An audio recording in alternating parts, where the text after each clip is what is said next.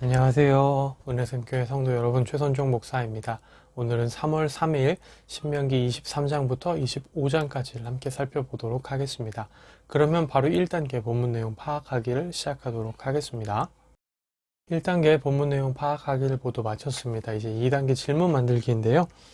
25장 4절 말씀을 가지고 질문을 만들어 봤는데, 곡식 떠는 소에게 망을 씌우지 말지니라 라고 얘기를 하고 있죠. 이 부분을 가지고 이제 그 바울 서신에서도 인용이 되고 있는데, 이게 이제 단순하게 그 일을 하는 자가 마땅히 취할 수 있는 어떤 그 뭐랄까요, 이득을 막지 말라라는 의미인지, 혹은 더 다른 의미가 있는지, 원래의 의미도 이와 똑같은지 뭐 이런 것들이 좀 궁금해져서 이 구절이 말하고자 하는 바가 무엇일까, 이걸 한번 연구해 보고 싶어서 오늘의 질문으로 한번 잡아봤습니다. 네, 그러면 이제 3단계 질문에 대한 대답 찾기로 넘어가도록 하겠습니다. 3단계 질문에 대한 대답 찾기를 시작하도록 하겠습니다. 찾아보니까 당시에 이제 소가 일을 할 때 그 이파리 같은 게 보이고 마른 그 건초 같은 게 보이면, 곡식이 보이면 이제 본능적으로 먹고 싶어 하죠.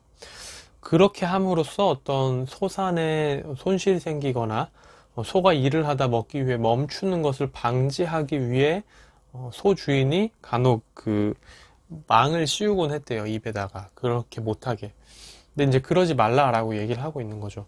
처음 질문했던 그 의도와 원래 의미도 거의 동일하다는 걸 확인할 수 있었는데요. 그러니까 소가 마땅히 자기가 하는 노동에 대한 대가를 취하게끔 놔둬라라는 거죠.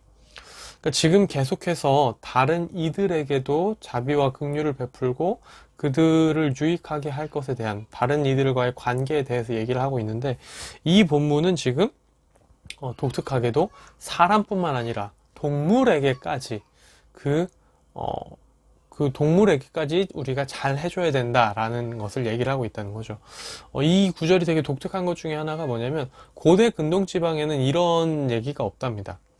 그러니까 뭐 혹자들이 간혹 얘기하는 경우가 있거든요. 구약에 그것들 있잖아, 그거 뭐 이집트 뭐 보면 비슷해, 뭐 구약에 그거 있지, 그거 뭐 아수르 거 뭐 저쪽 고대 근동 어디 보면은 되게 비슷해, 그거 다 이렇게 뭐 영향받고 해서 한 거야 라고 얘기를 하지만, 사실 그렇게 볼 수 없거든요. 근데 이제 그렇게 반박할 수 있는, 그런 주장들에 대해 반박할 수 있는 또 이제 가장 중요한 게 이런 구절이라는 거죠. 다른 나라에는 이런 구절이 없다라고 합니다.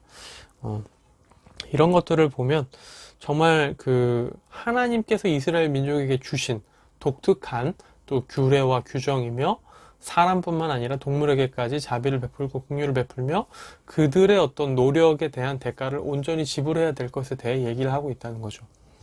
그러니까 크리스천들이 뭐 동물 학대에도 관심을 가져야 하는 이유가 또 하나님의 뜻이 거기 있기 때문이라고도 생각을 해볼 수 있습니다. 하나님은 사람만 사랑하신다, 사람에게만 잘하면 만족하신다, 십계명에도 동물에 대한 건 없지 않냐, 이렇게 얘기할 수 있는 사람도 있겠지만, 우리가 신약에도 나오지만요, 로마서에도 나오지만, 우리가 자비와 긍휼을 베풀어야 될 대상은 사람뿐만 아니라 온 자연계까지도 퍼져 나갑니다. 단순히 동물만 포함되는 게 아니라요, 식물에게도 포함이 되고 환경도 포함이 됩니다. 그렇기 때문에 그리스도인들은 그런 부분까지 우리가 신경을 써야 된다는 거죠. 이게 신약에서 인용이 되는 부분과도 연결을 지어 봤을 때 원래 문맥하고 원래 의미하고도 크게 다르지 않다라는 것을 확인해 볼 수가 있었습니다. 네, 그러면 이제 3단계 질문에 대한 대답 찾기는 모두 마쳤고요. 4단계 본문 묵상하기로 넘어가도록 하겠습니다. 4단계 본문 묵상하기까지 모두 마쳤습니다. 이제 마지막 5단계 적용하기인데요. 세 부분을 오늘 좀 많이 묵상을 하게 됐습니다. 먼저는 23장 18절입니다. 23장 18절을 보면 하나님께서 원하시지 않는 소득은 어떤 서원한 일로든지 내 하나님 여호와의 전에 가져오지 마라. 다 내 하나님 여호와께 가증한 것이 됨이라 라고 얘기를 하고 있죠. 때로는 우리가 하나님 앞에서 이런 막 유혹이 들 수 있습니다.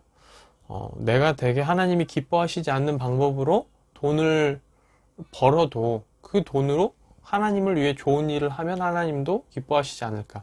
혹은 우리가 저지른 이 나쁜 일이 중화되지 않을까? 이렇게도 생각을 할 수 있는데 아니라는 거죠. 하나님은 하나님이 기뻐하시지 않는 방법으로 번 돈을 우리 앞에, 그러니까 하나님 앞에 가져오지 말라라고 하십니다. 우리가 하나님께 드리면 안 된다라고 말씀을 하시는 거죠. 그러니까 우리가 그런 유혹이 올 때마다 우리가 부당하게 돈을 벌어도 잘 쓰면 되지 않을까, 하나님을 위해. 이런 건 안 된다는 겁니다. 뭐 옛말에 그런 말이 있죠. 개같이 벌어서 정승같이 쓴다라는 말이 있는데 하나님은 그런 걸 원치 않으신다는 거죠. 뭐 그거는 이제 조금 다른 얘기가 될 수 있지만 이제 좀 개같이 벌어서 정승같이 쓴다는 말하고 이거하고 조금 다를 수도 있지만 버는 거랑 쓰는 거는 지금 하나님께서는 버는 것도 올바르게 벌어야 되고 쓰는 것도 올바르게 써야 된다라고 말씀을 하시는 겁니다. 뭐 어떻게든 악착같이 벌어서 뭐 이렇게 근사하게 쓰는 이런 거랑은 다르다는 겁니다. 그렇기 때문에 이제 이런 부분에서 나중에라도 이제 조심해야겠다는 생각을 합니다. 누군가 이렇게 막 그럴 수 있잖아요. 막 저한테 이제 뭐 목사님 제가 뭐 이렇게 해가지고 돈을 벌었는데 이걸 교회에 헌금하고 싶습니다 라고 얘기를 할 수 있는데, 예를 들어서 그게 누군가에게 사기를 쳐서 번 돈인데 자기 죄책감을 좀 줄여보고자 뭐 교회에 헌금하겠다고 돈을 가져온 거라든지 그런 게 있다라고 한다면 받으면 안 되는 돈인 거죠. 사실 교회 재정이 어려운 상황이고 이제 목사로서 이제 그렇게 누가 가져온다고 하면은 받고 싶을 수 있잖아요. 근데 이제 그러면 안 된다는 거죠. 이거는 뭐 제가 나중에 뭐 그럴 일이 있을지 모르겠지만 목회를 감당할 때 이제 그런 일이 만약에 생긴다고 한다면 그래도 그 유혹에도 거절을 해야 되는 문제인 거죠. 누군가는 그렇게 얘기할 수 있습니다. 지금 교회 재정이 부족한 것에 대해서 하나님이 채우시려고 이렇게 하시는 게 아닌가라고 누군가는 얘기할 수 있겠지만, 오늘 성경 말씀처럼 하나님은 하나님의 뜻과 하나님의 방법으로 우리를 채우시거든요. 그러니까 그런 식으로 우리가 유혹을 합리화해서는 안 된다는 거죠. 이러한 부분에서 다시금 좀 생각을 해보게 되고요. 나중에 이제 제 생활이 더 궁핍해지고 어려울 때도 이런 부당한 돈으로 이제 저희 가정에 이제 뭐 좀 돕고 싶다라는 게 있어도 받으면 안 되겠다라는 생각들을 좀 하게 됩니다. 네. 그리고 이제 저 또한 잘못된 돈으로 벌면 안 되는 거죠. 제가 잘못된, 하나님이 기뻐하시지 않는 방법으로 돈을 벌고 뭐 그 중에 일부를 하나님 앞에 헌금하면 하나님도 기뻐하시겠지, 이런 생각으로 허튼 짓을 하면 안 된다는 거죠. 이런 부분을 좀 많이 묵상을 하고 결단을 하게 됐고요. 두 번째는 24장 17절부터 22절까지의 단락인데요. 이 부분은 제가 이제 이번 주 금요일에 저녁에 함께 말씀을 나누려고 요즘 매일같이 묵상하고 있는 단락인데요. 이 부분에 대해서도 제가 금요일 저녁에 함께 나누도록 하겠습니다. 뭐 느끼셨을지 모르겠지만 요즘 계속해서 금요일 저녁마다 좀 최대한 간결하게 전하려고 합니다.